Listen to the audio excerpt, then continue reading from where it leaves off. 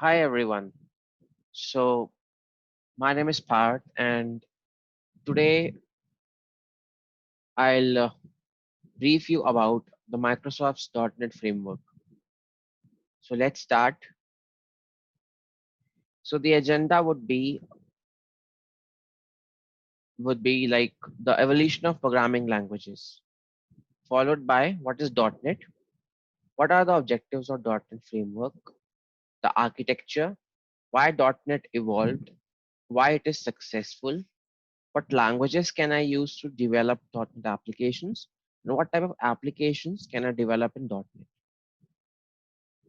So you might be aware that there are so many programming languages available in the market today.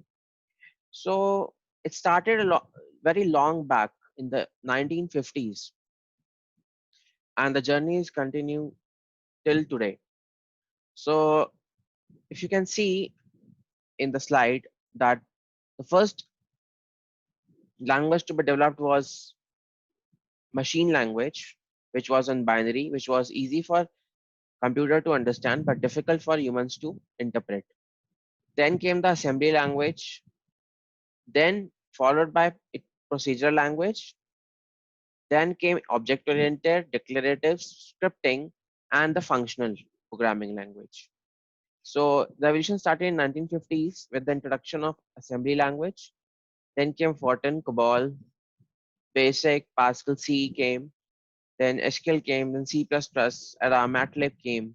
Then followed by Objective C, Perl, Python, Visual Basic, Ruby, Java, JavaScript. Then in 2001, C Sharp came. Then followed by Scala, Go, Kotlin, Swift, and the journey continues. Now, what is .NET?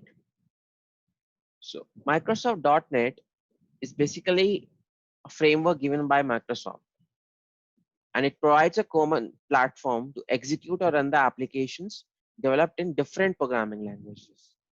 So, if you have one application developed in Java, you can say as C Sharp, the other one in Visual Basic, so both of these can be executed under the .NET framework. And it came into picture in July 2000. And the main motive of bringing this .NET framework into the market was to narrow the gap between applications which are developed in different programming languages. Because what was happening was the application developed in one programming language was not compatible with the programming language developed in some other language. So to bridge that gap of interoperability, .NET framework was introduced. Next is .NET framework objectives. So the primary objective was to introduce object-oriented concept into the market. So object-oriented concept basically is one of the programming concepts which is like very easy to code. So the applications developed using OOPS or object-oriented programming concepts is easy for the developer to code. Second objective was it provided a environment for developing applications of various types, such as Windows applications, web-based applications, or web services. And also, it was to ensure that the code based on .NET framework can integrate with any other code. Means the application developed in one language should be able to integrate with the application developed in other language. So for that was also one of the objective for introducing .NET framework. Next comes the .NET framework architecture. So as you can see in our systems or in our laptop PCs, we have operating system, a base operating system such as Windows. Above that, we have common language runtime. After that, we have base class library, followed by ADO.NET and XML. Then we have what kind of applications we built, like web forms, web services, or Windows forms. Then we have the common language specification and the various languages which are integrated into a .NET framework. And finally, on the right, you can see we have an integrated development environment, Visual Studio, which is used to develop .NET applications. So let's discuss these components one by one. So first comes Common Language Specification, CLS. So basically, it contains some guidelines, or you can say some protocols or rules that each language should follow so that they can communicate with other languages in the .NET framework. So it is basically that if there is a language which does not follow these guidelines or rules, that language would not be able to communicate with any other language. So in order to communicate effectively, these languages must abide by the guidelines given by .NET framework. CLS is also responsible for type matching. So like type matching in the sense, like if you have similar types or if you have different types, if you have code written in one type and the code written in second type. So it is also used for type matching. So as you can see on the right hand side screen, we have three languages: C Sharp, VB.NET, and F Sharp. So they all are abiding the CLS rules, which is the common area you can see in the Venn diagram on the right side. The main objective is language interoperability, which we know that application written in one language should be able to integrate with other application written in some other language.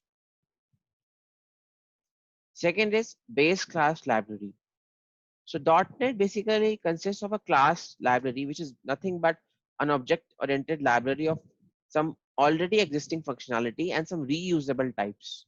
So reusable types means some things which are already present in the .NET framework and which you can use while developing your applications.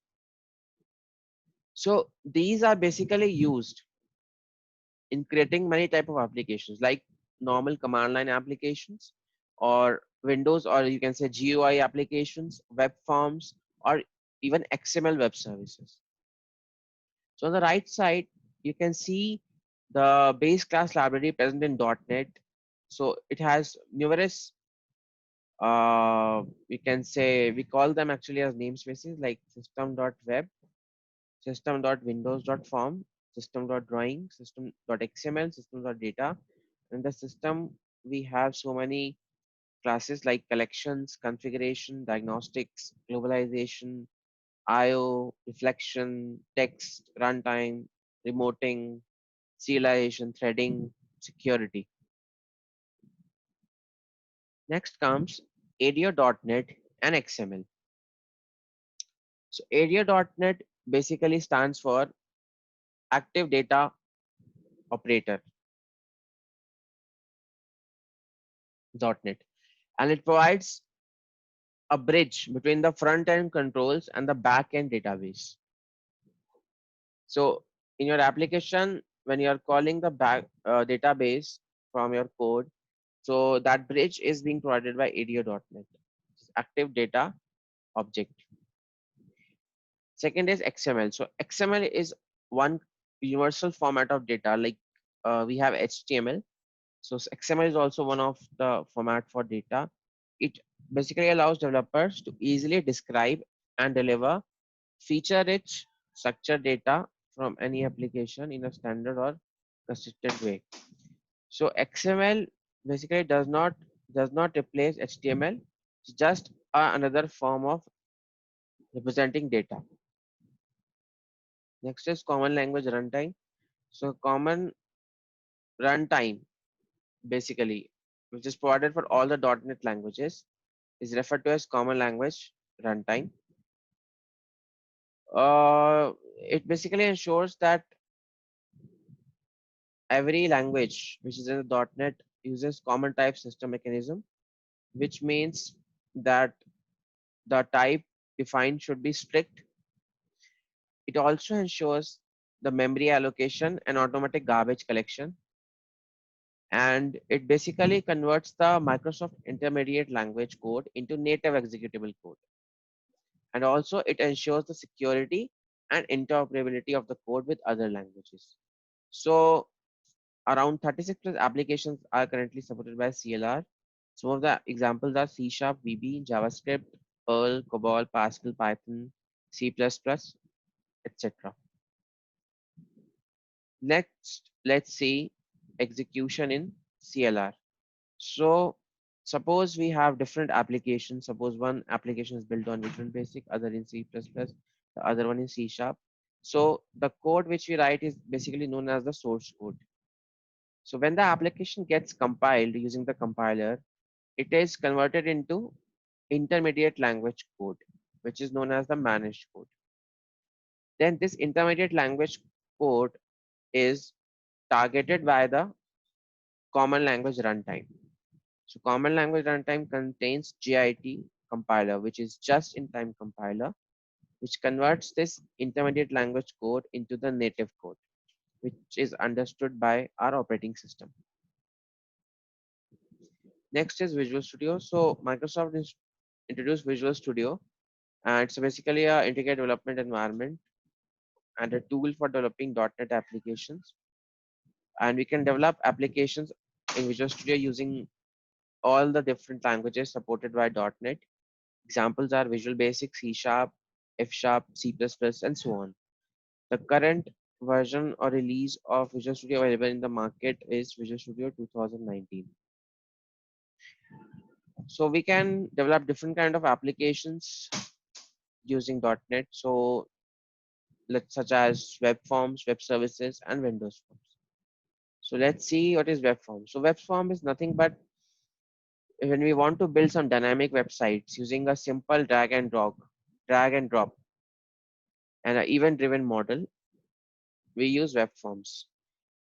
When we want to develop a web applications which does not have any user interface, but is basically a class having some method, some functionality, which is to be consumed by some other applications, that's a web service. And if we talk about Windows Forms, so it's a kind of a free and open source GUI application which runs on the desktop or tablet or PCs. So it's a desktop based or Windows based application. Why .NET evolved? So .NET was started in the year 2002 with the version .NET 1.0, and it's still on continuing with the development of the .NET future releases. So you can see in 2016 we have .NET Core 1.0, and now in 2019 we have .NET Core 2.0 in the market. So why .NET evolved was there was a need, like the application built on one particular